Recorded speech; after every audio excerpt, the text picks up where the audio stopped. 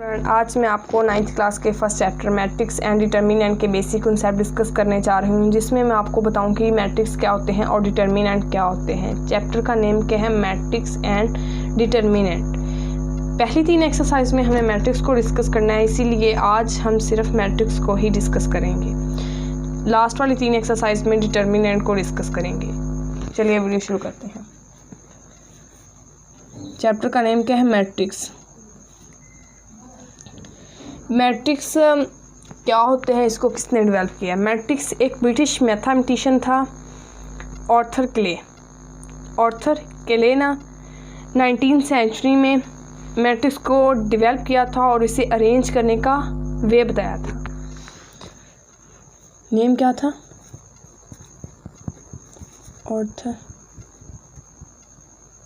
Arthur clay British mathematician था। इसने develop किया था मैट्रिक्स को अरेंज करने का तरीका बताया था। मैट्रिक्स क्या होते हैं?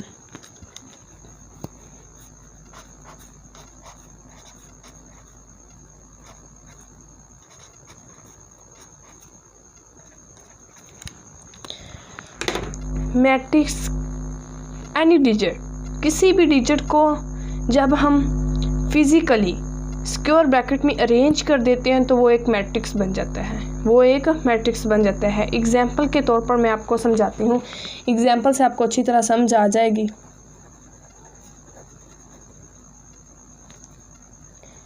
किसी भी डिजिट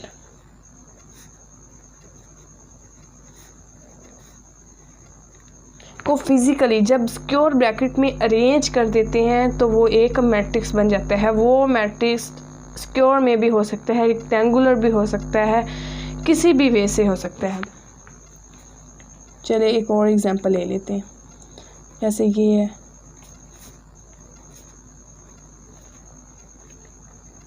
ये रेक्टेंगुलर शेप का, ये रेक्टेंगुलर शेप का, ये स्क्वायर शेप का, ये रेक्टेंगुलर शेप का। ये दो अलग-अलग मैट्रिक्स के वे हैं। बच्चों, उम्मीद है आपको समझ आ गई होगी कि जब किसी भी डिजिट को हम फिजिकली स्क्वायर ब्रैकेट में अरेंज कर देते हैं तो वो एक मैट्रिक्स बन जाता है। तो मैट्रिक्स के नेम को हम इंग्लिश अल्फ़ाबेट की कैपिटल लेटर से डिनोट करते हैं। वो कैपिटल लेटर कोई भी हो सकते हैं, वो ए भी हो सकता है। मैट्रिक्स के नेम को हम इंग्लिश अल्फ़ाबेट से डिनोट करते हैं, वो कैपिटल लेटर होगा। जैसे इसको हम जी से कर सकते हैं।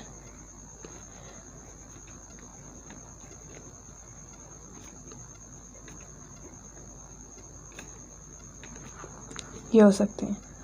और स्मॉल अल्फ़ाबेट होते हैं, जो इसके इंग्लिश अल्फ़ाबेट के स्मॉल लेटर होते हैं, उसको एलिमेंट्स के तौर पर हम इस्तेमाल करते हैं। स्क्वायर ब्रैकेट्स में जब हम किसी भी डिजिट को या एलिमेंट को, किसी भी डिजिट को जब हम स्क्वायर ब्रैकेट में अरेंज कर देते हैं तो वो एक एलिमेंट बन जाता है। इंग्लिश अल्फ़ाबेट के स्मॉल जो लेटर होते हैं उसको एज अ एलिमेंट यूज़ करते हैं। जैसा कि मैं आपको बताती हूँ, जैसे ये एक मैट्रिक्स है ना, इसको हम यूँ, ये जो अल्फ़ाबेट है ये स्मॉल है, ये भी स्मॉल है, ये भी स्मॉल है, ये भी स्मॉल है, तो ये एक मैट्रिक्स है। ये क्या है? एक मैट्रिक्स है। ये एक मैट्रिक्स है। और हम इसको यूँ नहीं लिख सकते,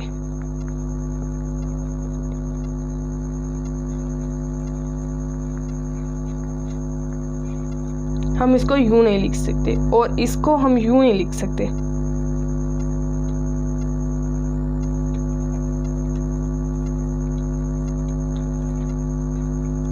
ये गलत वे है, इसको हम नहीं लिख सकते। मैट्रिक्स में हॉरिजॉन्टल लाइन जो होती है, जैसा कि ये है, हॉरिजॉन्टल लाइन को हम रो कहते हैं। एक मैं अलहदा आपको एग्जाम्पल के तौर पर समझाती हूँ। हॉरिजॉन्टल जो लाइन होती है उसको हम रो कहते हैं।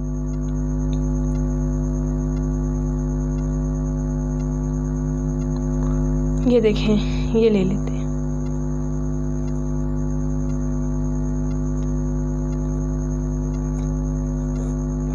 ये क्या है? ये रो है एक। और ये क्या है? ये जो वर्टिकली एक लाइन होती है वो होती है कॉलम।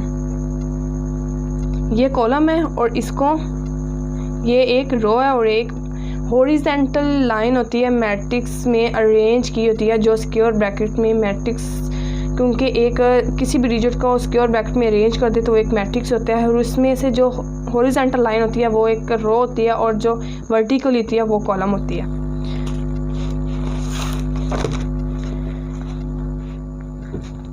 ये देखें, किसी और हम कैसे कर लेते हैं।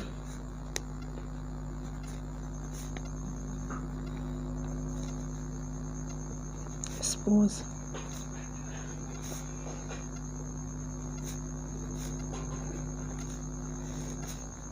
ये देखें, ये क्या है? रो है और ये कॉलम, ये कॉलम है। और सिंगल रो और सिंगल कॉलम कितने होते हैं ये देखें।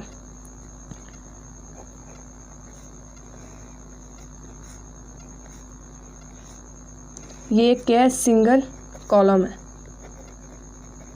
ये एक सिंगल कॉलम है, इसमें 3 रो हैं। ये देखें, ये 3 रोज है और एक कॉलम है। और ऐसे ही एक और,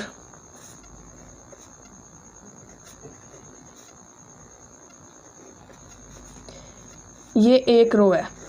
ये क्या है? एक रो है और 3 कॉलम। ये 3 कॉलम है और एक रो है।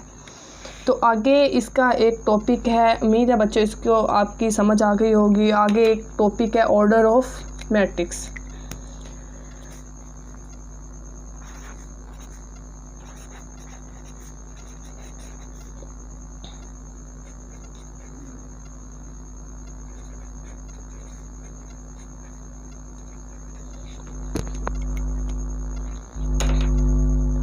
ये order of matrix, numbers of रोज और कॉलम्स की, कॉलम को हम ऑर्डर ऑफ मैट्रिक्स कहते हैं। नंबर्स ऑफ कॉलम्स, इधर देखिए मैं आपको, नंबर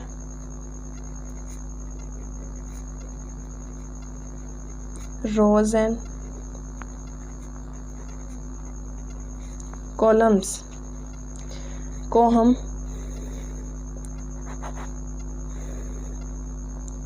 नंबर्स ऑफ कॉलम्स, इसमें मेन जो एक वर्ड है वो नंबर्स है, क्योंकि ऑर्डर ऑफ मैट्रिक्स में हमने ज़्यादा नंबर को डिनोट करना है। नंबर्स ऑफ रोज और कॉलम को हम ऑर्डर ऑफ मैट्रिक्स कहते हैं। एग्जाम्पल,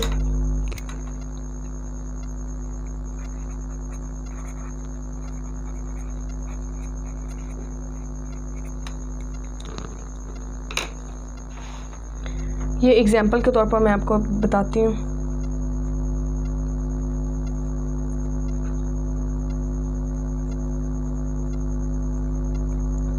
नंबर ऑफ ऑर्डर्स में पहले हम रो को और बाद में कॉलम को लिखेंगे।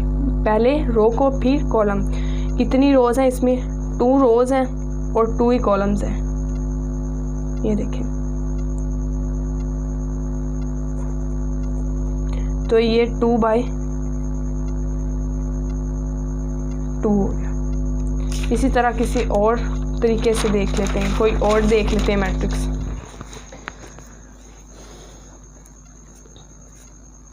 किसी भी कैपिटल लेटर को नेम के तौर पर यूज़ कर सकते हैं, मैट्रिक्स के नेम के तौर पर।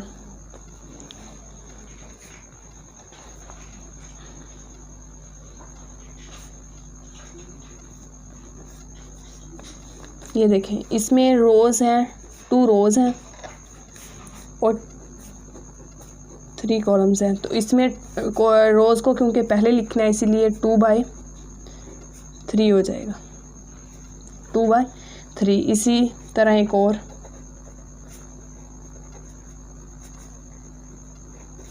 इसमें रोज़ क्योंकि 1 है 3 हो जाएगा। और इसमें ये ऑर्डर ऑफ मैट्रिक्स है, इसके ऑर्डर ऑफ मैट्रिक्स 2/3 हो गया, इसका A का 1/3 हो गया। तो अब हम पहली एक्सरसाइज करेंगे। तो उम्मीद है कि आपको बच्चों इसके बेसिक कॉन्सेप्ट समझ आ गए होंगे।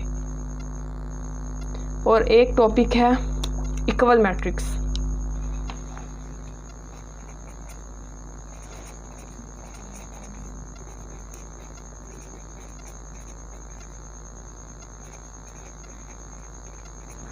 इक्वल मैट्रिक्स,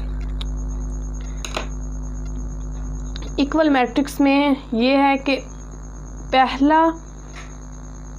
पहले मैट्रिक्स दूसरे मैट्रिक्स से बिल्कुल सेम हो तो वो दोनों इक्वल होते हैं। एग्जाम्पल के तौर पर मैं आपको एग्जाम्पल से बच्चों अच्छी तरह समझ आ जाएगी। ये देखें, पहला एक है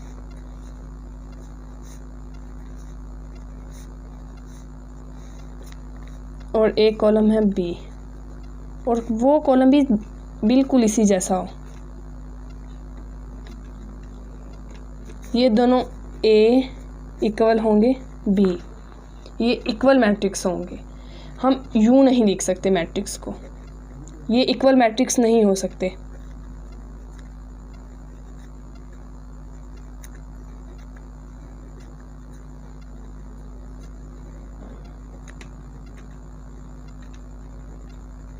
ये नहीं है, इसमें 2 डिफरेंस है क्योंकि इसमें 2 है जो माइनस में है और इसमें प्लस में है। ये दोनों इक्वल नहीं हैं, इक्वल नहीं है। इक्वल मैट्रिक्स वो होते हैं जो बिल्कुल सेम हो एक मैट्रिक्स दूसरे मैट्रिक्स से और वो इक्वल हो एक दूसरे के। किसी कोई और ले लेते हैं एग्जाम्पल के तौर पर।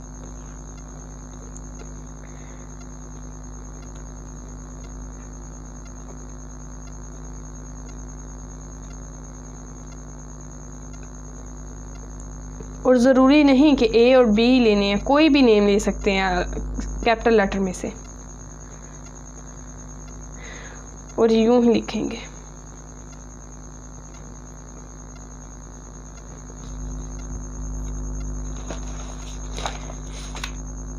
नंबर्स ऑफ कॉलम्स और रोज़ की सेम होनी चाहिए, नंबर्स ऑफ कॉलम्स और रोज़ भी सेम होने चाहिए, फिर ही एक इक्वल मैट्रिक्स बन सकता है।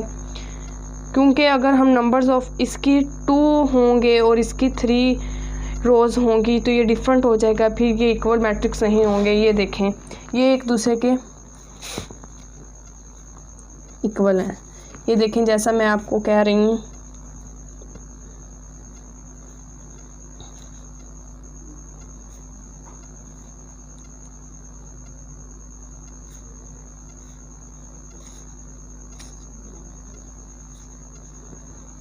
ये जी है ऐसे मैं अभी आपको बताया है।